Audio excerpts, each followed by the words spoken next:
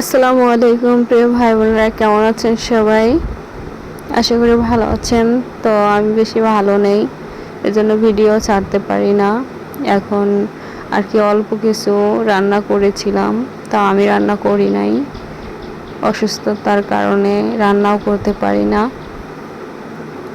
তো অনেক কষ্ট করে ভয়েসটা আপনাদের সাথে শেয়ার করলাম। এই যে মাছটা আর কি কেটে নিয়েছে, তো এটা এখন ভেজে ভুনা করবে আলু দিয়ে। এটা হচ্ছে পোয়া মাছ। আমার জন্য দোয়া করবেন যেন আমি সুস্থ হয়ে যাই তাড়াতাড়ি। ভাজা হয়ে গেছে, এই যে আলু কুচিয়ে নেওয়া হয়েছে, এটা আর কি আলুটা কিছুক্ষণ আর কি হলুদ দিয়ে ভেজে নেওয়া হয়েছে, তারপরে মশলা দিয়ে আর কি যেভাবে রান্না করে ওইভাবেই শর্টকাটে আর কি রান্না হয়েছে এটা একবেলার জন্য। এখন কিছুক্ষণ মশলাটা কষানো হবে, তো কিছুক্ষণ কষিয়ে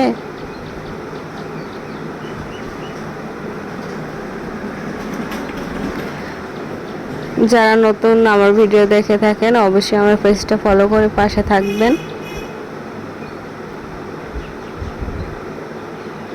আর অসুস্থ থাকলে তো জানেন আপনারা যে কিছুই ভালো লাগে না, তো আমার ওই অবস্থায় কিছুই ভালো লাগছিল না, বিছানা থেকে উঠতে পারছিলাম না। তো মাছটা দিয়ে দিলাম, পরিমাণ মতন পানি দিয়ে দিলাম। আজকের রেসিপিটা কেমন হয়েছে অবশ্যই কমেন্টে মতামত জানাবেন। তো ভালো থাকবেন সবাই, আল্লাহ হাফেজ।